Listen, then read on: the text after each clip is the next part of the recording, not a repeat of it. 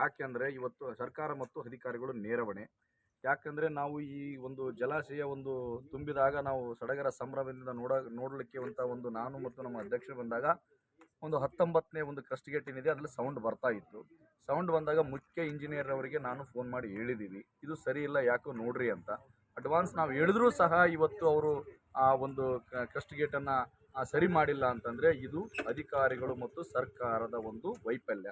ಈ ಸರ್ಕಾರ ಮತ್ತು ಅಧಿಕಾರಿಗಳ ವೈಫಲ್ಯಕ್ಕೆ ಈ ನಮ್ಮ 3 ರಾಜ್ಯದ ಜನಗಳು ಏನಿದ್ದೀರಿ ಇವತ್ತು ಬೀದಿಗೆ ಬರೋಂಥ ಪರಿಸ್ಥಿತಿ ಬಂದಿದೆ. ಇದನ್ನು ಪರಿಹಾರ ತುಂಬಿಕೊಡೋರು ಯಾರು? ತಮ್ಮ ಒಂದು ವೈಯಕ್ತಿಕ ಅಂದರೆ ರಾಜಕೀಯ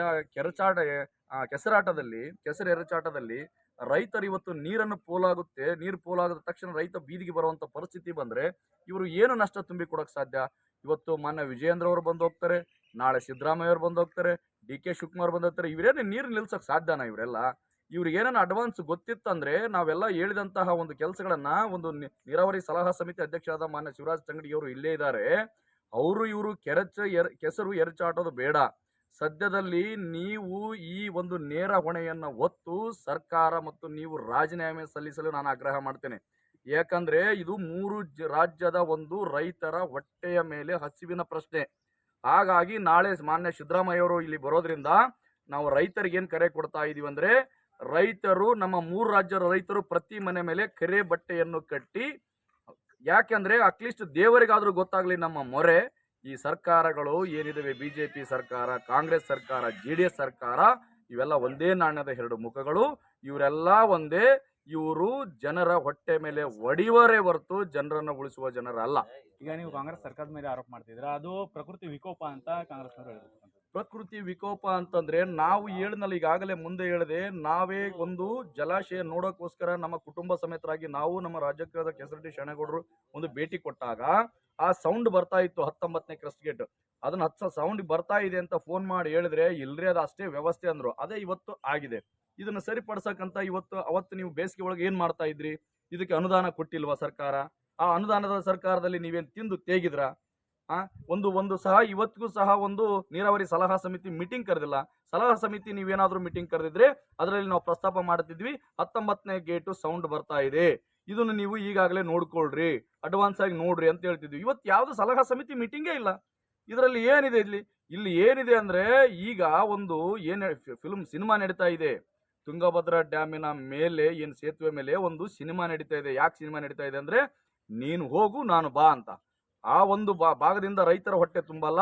ಇದು ಈಗ ಇಮಿಡಿಯೇಟ್ ಆಗಿ ಅಂದ್ರೆ ತಕ್ಷಣದಿಂದ ನೀವೇನಾದ್ರೂ ನೀರು ನಿಲ್ಲಿಸದೆ ಇದ್ದಲ್ಲಿ ಪ್ರತಿಯೊಬ್ಬ ರೈತನ ಒಂದು ತನ್ನ ಆಸ್ತಿಗೆ ಏನಂತ ಇವನು ಹೊಲಗ ಮನೆಗಳೇನು ಮಾಡ್ಕೊಂಡಿರ್ತಾನೋ ಅವನಿಗೆ ನೀವು ಪರಿಹಾರ ತುಂಬಿ ಕೊಡುವಂತ ಒಂದು ಕೆಲಸ ಬೇಗನೆ ಮಾಡಬೇಕು. ಇಲ್ಲಾಂದ್ರೆ ಯಾವ ರೈತ ಸಹ ಉಳಿಯೋಲ್ಲ. ಈಗ 60 TMC ನೀರು ಹೊರಗಡೆ ಹೋದ್ರೆ ಜಲಾಶಯದಲ್ಲಿ ಕೇವಲ 35 TMC ಉಳಿಯುತ್ತೆ. ಈಗ ಒಂದ್ ಬೆಳೆಗೆ ಆ ನೀರು ಸಾಕಾಗುತ್ತೆ? ಸಾಕಾಗಲ್ಲ.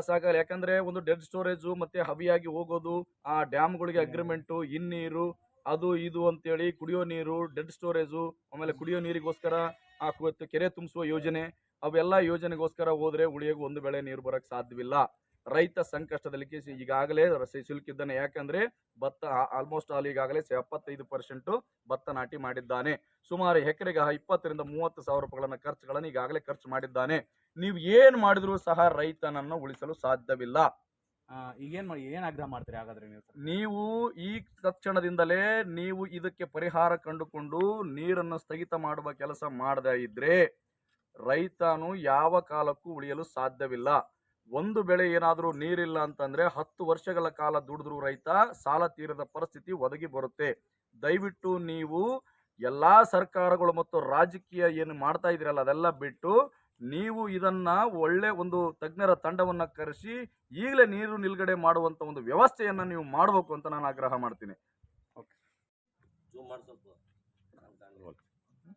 ಹೆಸರು ಅಮ್ಮಣ್ಣ ಅಂತ. ನಾವೊಬ್ಬರು ರೈತರು ಕೆಳಗಡೆ ಭಾಗದಾಗ ತಟ್ಟೊಂದು ಡಿಸ್ಟ್ರಿಕ್ಟ್ ಇದ್ದೀವಿ. ನಾವು 2 ಬೆಳೆ ನೀರು ಬರ್ತಾವಂತ ಭಾಳಷ್ಟು ಆಸೆ ಇಟ್ಕೊಂಡಿದ್ದೀವಿ. ನಾವು ಮಳೆ ಆಗಿ ದೇವರು ಅಂತಃಕರಣ ಚೆನ್ನಾಗಿ ಮಳೆ ಬಂತು, 2 ಬೆಳೆ ನೀರು ತುಂಬ್ತಾ ಇದ್ವು. ಭಾಳಷ್ಟು ಆಸೆ ಇಟ್ಕೊಂಡು ಭಾಳ ರೈತರೆಲ್ಲ ಸಂತೋಷದಿಂದ ಇದ್ವಿ, ನಾಟಿನೂ ಮಾಡ್ತಾ ಇದ್ವಿ. ಈ ಮೊನ್ನೆ ವಿಚಾರ ತಿಳ್ಕೊಂಡ ಮ್ಯಾಗ ರೈತರೆಲ್ಲ ಭಾಳಷ್ಟು ಆತಂಕ ಪಟ್ಟಿದ್ದಾರೆ. ಎದಕ್ಕೋಸ್ಕರ ಅಂದ್ರೆ ನಮ್ಗೆ 2 ಬೆಳೆ ಬರ್ತಿದ್ವು, ಇವತ್ತೇನು 60 TMC ನೀರು ಖಾಲಿ ಮಾಡಿದ ಮ್ಯಾಗ ಗೇಟ್ ಹಾಕಕ್ಕೆ ಬರ್ತಾ ಇದ್ದಾರೆ ಅಂತಂದು ಇವರೆಲ್ಲ ಅಧಿಕಾರಿಗಳು ರಾಜಕಾರಣಿಗಳು ಹೇಳ್ತಾ ಇದ್ದಾರೆ. ಹಂಗಾಗಿ ಈ ಬೆಳೆನ ನಾಟಿ ಮಾಡಿದ್ರೂ ಬರ್ತೈತೆ ಬರಲ್ಲ ಅಂತಂದು ಒಂದು ರೈತರಲ್ಲಿ ಆತಂಕ ಜಾಸ್ತಿ ಪಡ್ತಾ ಇದ್ದಾರೆ. ಅದು ಆದಷ್ಟು ಬೇಗನೆ ನಮಗೆ ಆ ನೀರು ಹೊರಗಡೆ ಪೋಲಾಗಲಾರ್ದಂತೆಯೇ ಆ ಗೇಟ್ ಅಳವಡಿಸ್ಬೇಕಂತಂದು ನಾವು ವಿನಂತಿ ಮಾಡಿಕೊಳ್ತೀವಿ.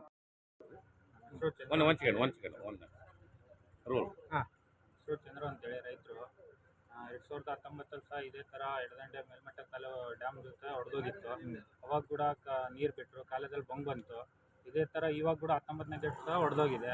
ಹಿಂಗಾದರೆ ಮುಂದೆ ಸರ್ಕಾರ ಆಯಿತು, ಅಧಿಕಾರಿಗಳಾಯ್ತು ಎಚ್ಚೆತ್ಕೊಳ್ಳೋದು ಯಾವಾಗ? ಈ ಥರದಲ್ಲಿ ಎಚ್ಚೆತ್ಕೊಂಡ್ರೆ ಮುಂದಿನ ಆಗೋಗುಡೂ ಸಮಸ್ಯೆಗಳು ಪರಿಹಾರ ಆಗ್ತವೆ. ಇದೇ ಥರ ಲೇಜಿ ಮಾಡ್ಕೊಂತ ಹೋದರೆ ಡ್ಯಾಮ್ ಕೂಡ ಹೊಡೆದೋಗುತ್ತೆ. ಅವಾಗ ಏನು ಮಾಡ್ತಾರೆ? ಹಿಂಗಂಥ ಸಮಸ್ಯೆಗಳನ್ನ ಹಂಗೆ ಹತ್ಗಿಟ್ಕೊಂತ ಹೋದರೆ ಮುಂದೆ ಪರಿಹಾರ ಹುಡ್ಕೋಬೇಕು. ಇವಾಗ ಇದು ಜನರು ಇದನ್ನ ಡ್ಯಾಮ್ ನಂಬಿನೇ, ನೀರು ನಂಬಿನೇ ಎರಡೆರಡು ಬೆಳೆ ಅಂತಂದು ಆಸೆ ಇಟ್ಕೊಂಡು ಇವಾಗ ಭತ್ತ ನಾಟಿ ಮಾಡ್ಯವ್ರೆ. ಭತ್ತ ನಾಟಿ ಆದಮೇಲೆ ನೀರು ಬಿಟ್ಟಿಲ್ಲ ಅಂದರೆ ಇದು ಒಂದು ಬೆಳೆಗೆ ಇವಾಗ 65 TMC ಹೊರಗೋಗುತ್ತೆ ಅಂದರೆ ಒಂದು ಬೆಳೆಗೆ ಕೂಡ ನೀರಾಗಲ್ಲ. ಇವಾಗ ನೀರಾಗಲ್ಲ ಅಂದರೆ ಜನರು ಹೆಚ್ಚು ಕಮ್ಮಿ 30-40 ಸಾವಿರದಿಂದ ಇವಾಗ ಒಂದು ಎಕರೆಗೆ ಇನ್ವೆಸ್ಟ್ ಮಾಡಿದ್ದಾರೆ. ಇದೆಲ್ಲ ಲಾಸ್ಟ್ ಜನರು ಏನು ಮಾಡಬೇಕು? ಜನರು ಕೂಡ ಒಂಥರ ಎಣ್ಣೆ ಕುಡಿಯೋ ಪರಿಸ್ಥಿತಿ ಬರುತ್ತೆ.